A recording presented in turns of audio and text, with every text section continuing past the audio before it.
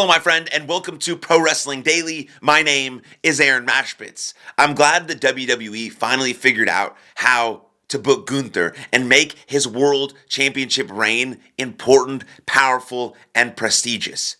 He is the ring general for a reason. The mat is sacred to Gunther for a reason, because he loves professional wrestling, he loves to fight, and the best way to make his run exciting and prestigious and worthwhile is to have him wrestle good opponents every single week.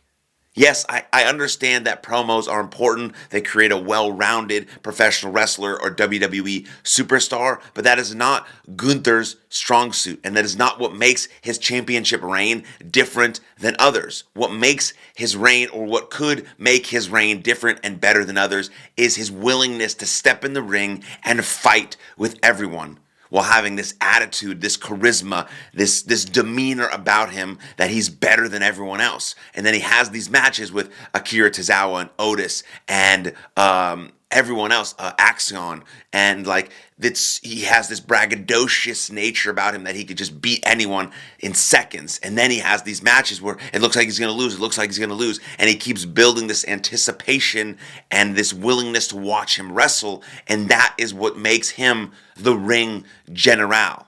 Now, yes, he has this match with Jey Uso at WrestleMania 41 that most people think Jey Uso is going to win. I tend to agree with them when I'm leaning towards Jey Uso probably winning that match. But if they continue booking Gunther like this for the next, 30-ish days towards WrestleMania, and the run keeps getting steam and momentum, and it keeps building and building and building, and he really becomes the ring general that everyone knows he is, and this world title reign becomes something that is must watch, then they may consider doing what Brock Lesnar did to John Cena, having Gunther do that to Jey Uso. I'm not saying that Jey Uso shouldn't win the title, but he's one of the most over guys in the roster. Absolutely love him. Yeet is so over. It's a great catchphrase. Maybe have Gunther absolutely dominate Jey Uso, continue this trajectory with his World Heavyweight Championship run, and then maybe by SummerSlam, you've built enough sympathy for Jey Uso, he's built enough credibility as a babyface to then take down Gunther and have that World Championship win mean even more.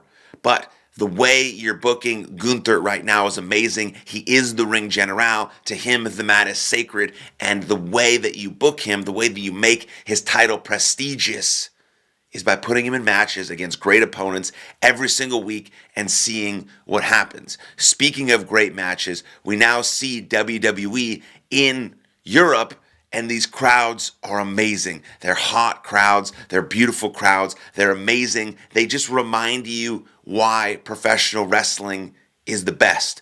And the American fans and the American crowds can learn from this. Yes, I understand that Europe gets very less, not as many WWE shows as USA, obviously, right? Raw and SmackDown are here every single week, so sometimes the fans feel like they get a little tired, they get a little burnt out, right? It's just not as exciting to them, right? But what we can learn from these European crowds is that everything is awesome. It really is awesome. It's to see them excited, chanting, screaming, singing along, loving every single moment, constantly reminding us how amazing professional wrestling is, constantly reminding us how beautiful this thing that we love is. And so we can learn from these European crowds to just enjoy the thing. Yes, not everything is going to be perfect. Yes, not everything is going to be booked exactly the way you want it to all the time. But we're still watching and experiencing something live or even on TV that we love, that we enjoy, that's helped us through a lot of hard times, that's potentially saved our life. That's professional wrestling. Professional wrestling is the best. And if we can watch it with those type of eyes and that perspective, we're just going to enjoy things that much more than if we watch them through like this, resentful, sort of bitter, I know everything, hate everything type of attitude. That doesn't help you enjoy things more.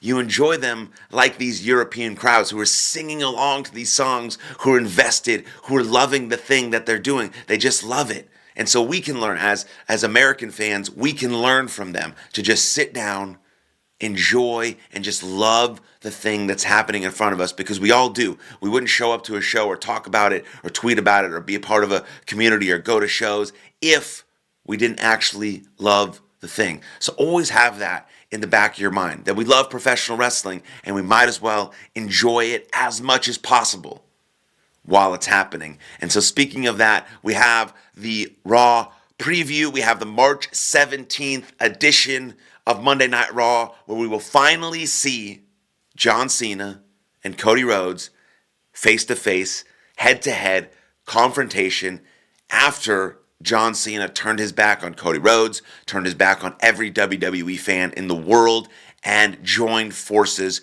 with The Rock. What will happen when Cody Rhodes and John Cena finally are in the same building together face to face? Obviously, John Cena is going to come out. He's going to want to cut a promo. Maybe we want to see or hear why he did what he did. But I don't believe Cody Rhodes is just going to sit in the back and wait for him to talk. He's going to immediately come out.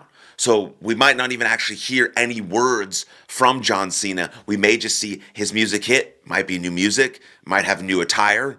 Might be a totally looking different, moving, feeling John Cena, because he is. He's a different person than we knew the last 20 years. So the way he presents himself is going to be, it has to be different. It's a darker, meaner John Cena. We've seen him post all of these villains, these historic villains on his Instagram. That's what he has become. And so will Cody Rhodes even let him walk through the curtain? Will Cody Rhodes even let him walk to the ring? Will Cody Rhodes even let him say a word before he comes out and starts going nuts on him? Will The Rock also be there to have his back? Will Travis Scott be there? Who will have Cody Rhodes back? Will it just be a one-on-one confrontation between Cody Rhodes and John Cena? It's very exciting and very interesting to see. We're also going to see a contract signing between Io Sky and Bianca Belair. But I don't think there will just be two signatures on that contract. How will Rhea Ripley get involved in this match? How will her name be added to the contract, where we see a massive triple threat at WrestleMania 41 between Io Sky, Bianca Belair, and Rhea Ripley? So there's big things ahead for Raw. I believe it's in Belgium. Starts at 3 p.m., so make sure you tune into that on the March 17th edition of Monday Night Raw, and then come back here the next day for what happened.